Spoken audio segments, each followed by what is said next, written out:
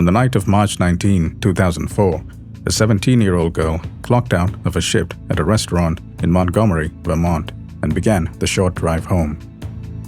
The next morning, her car was found in a truly bizarre state, backed into the side of an abandoned farmhouse with such force that it was suspended off the ground. While her belongings and paychecks remained inside the vehicle, she was gone. The investigation into her disappearance would span decades, evolving into one of the longest and most puzzling unsolved cases in the history of Vermont. I'm Frank, and let's begin.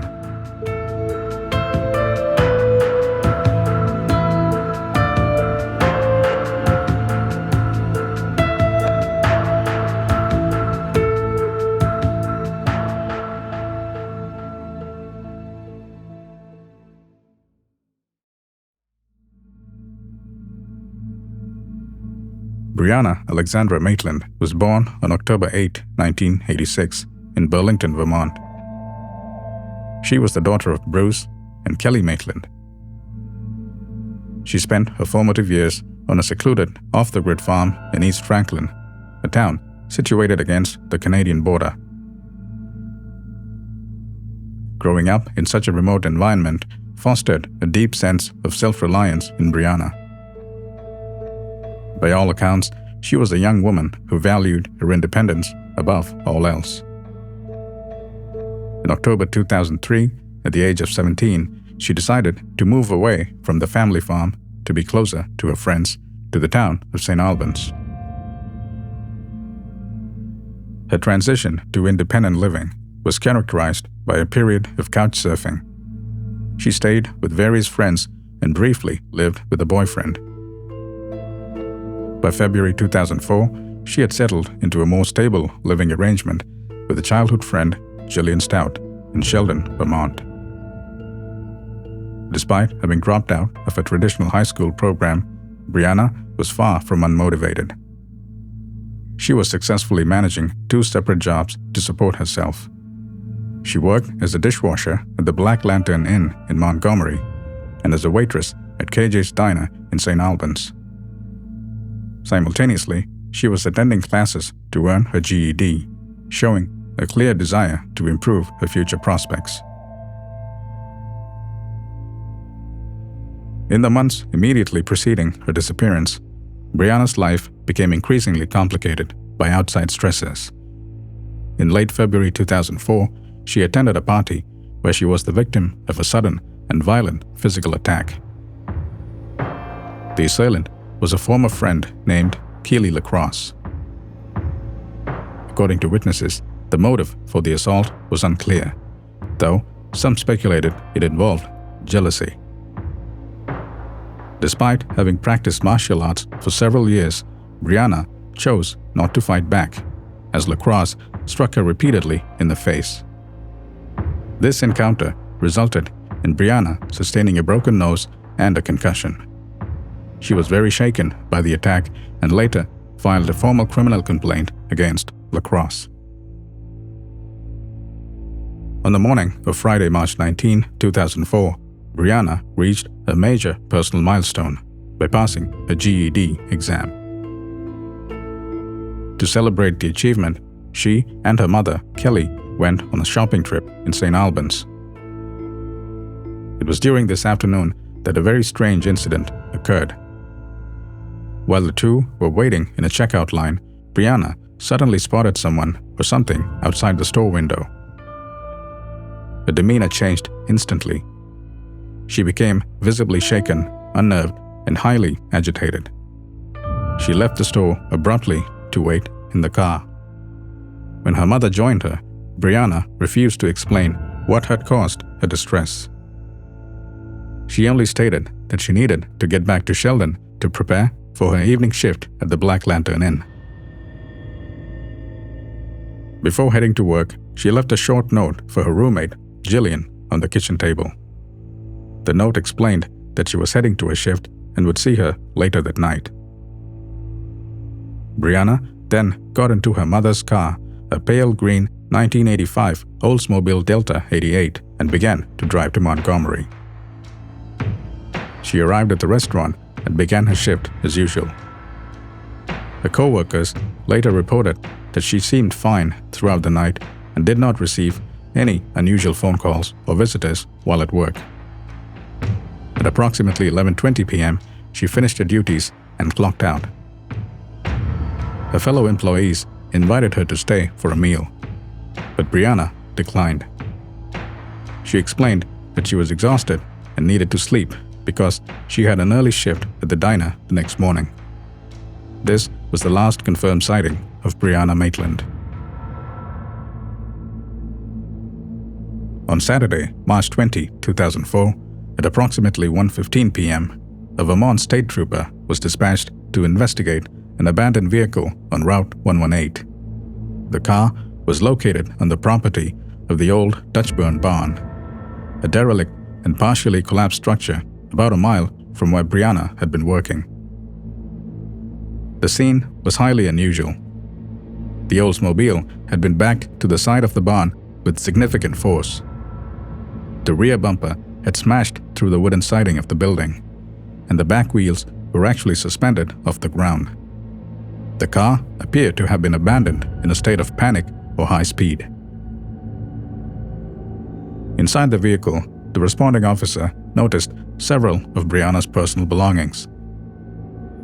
Her purse and wallet were still there, along with 2 uncashed paychecks from her jobs. Her driver's license and several pieces of mail were also visible. Outside the car, on the gravel and grass, the officer found loose change and a water bottle and a single unsmoked cigarette. In a nearby field, a woman's fleece jacket was discovered, though it was later determined not to belong to Brianna. Despite the odd positioning of the vehicle and the presence of valuables, the trooper made a critical error in judgment. He assumed the driver had been intoxicated, crashed the car, and fled the scene to avoid a legal citation. He did not treat the area as a crime scene and did not search the interior of the barn. He simply called for a tow truck to remove the vehicle to a local garage in Enosburg Falls. Because Brianna lived an independent lifestyle and frequently stayed with different friends, there was a significant delay in realizing she was missing.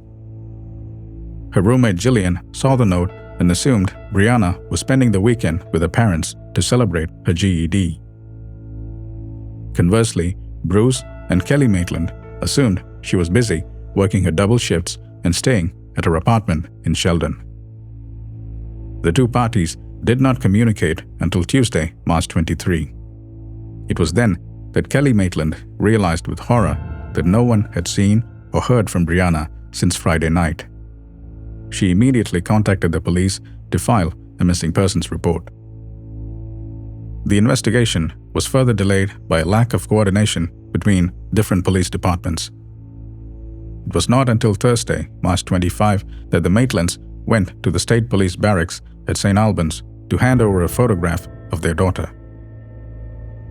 When they arrived, they were shown a picture of the Oldsmobile at the Dutchburn barn.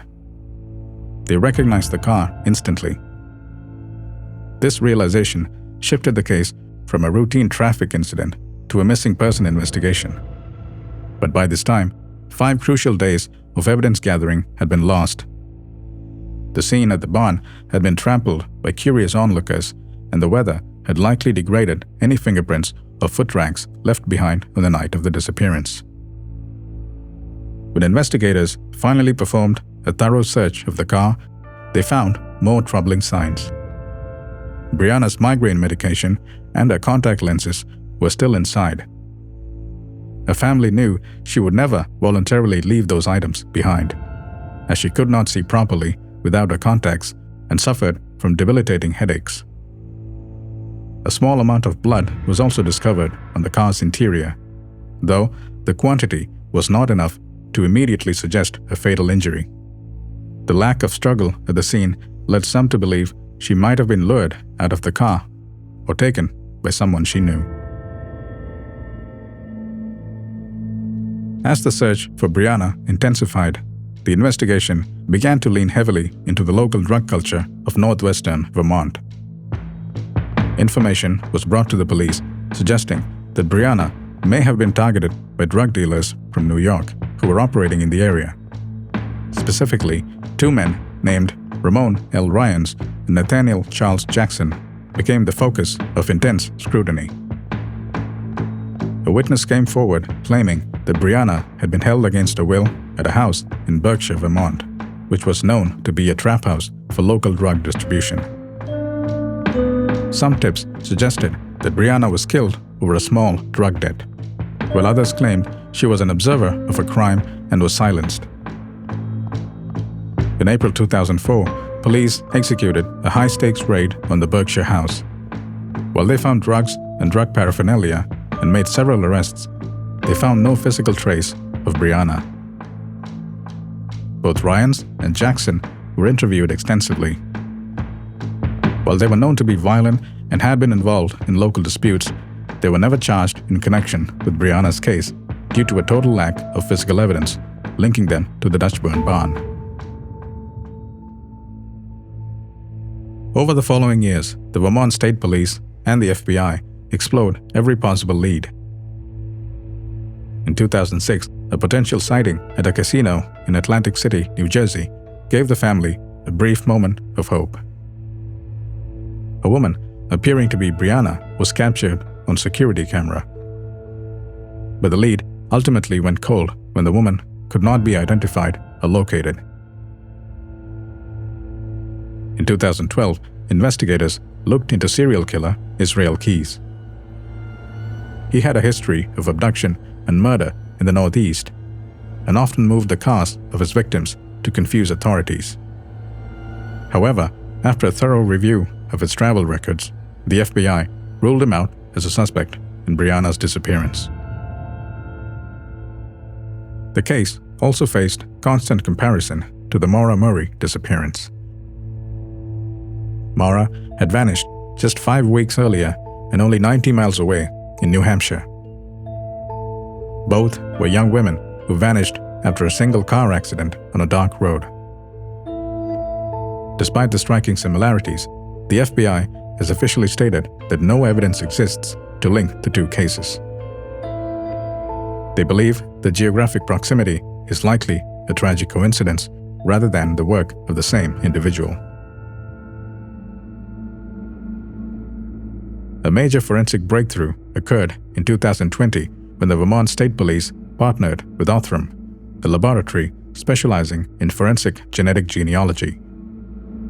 They examined a cigarette butt that had been found on the ground near Brianna's car in 2004. Using advanced DNA sequencing, they were able to build a profile that had been impossible to create with older technology. In 2022, authorities announced that the DNA on the cigarette belonged to one of the 11 original persons of interest. While this did not lead to an immediate arrest, it confirmed the individual had been at the location where Brianna's car was found. The investigation shifted back to these specific people, though the identity of the DNA donor has not been released to the public. In early 2016, the old Dutchburn barn was demolished by the property owners, leaving only a vacant lot behind. Today, more than 2 decades later, the disappearance of Brianna Maitland remains one of the most high-profile unsolved cases in Vermont history. But so far, there have been no sightings, no bank account activity, and no social security usage associated with Brianna since March 19, 2004. The FBI continues to offer a reward of $40,000 to any information that leads to her recovery. Brianna's father, Bruce Maitland, has dedicated his life to searching for his daughter and helping others. He founded the organization Private Investigations for the Missing, which provides professional investigative services to families who cannot afford them. He remains convinced that someone in the local community knows exactly what happened that night. Whether she was the victim of foul play, wanted to make a fresh start, or simply succumbed to the elements, I hope her family gets closure someday. I'm Frank, and I'll see you again. Goodbye for now.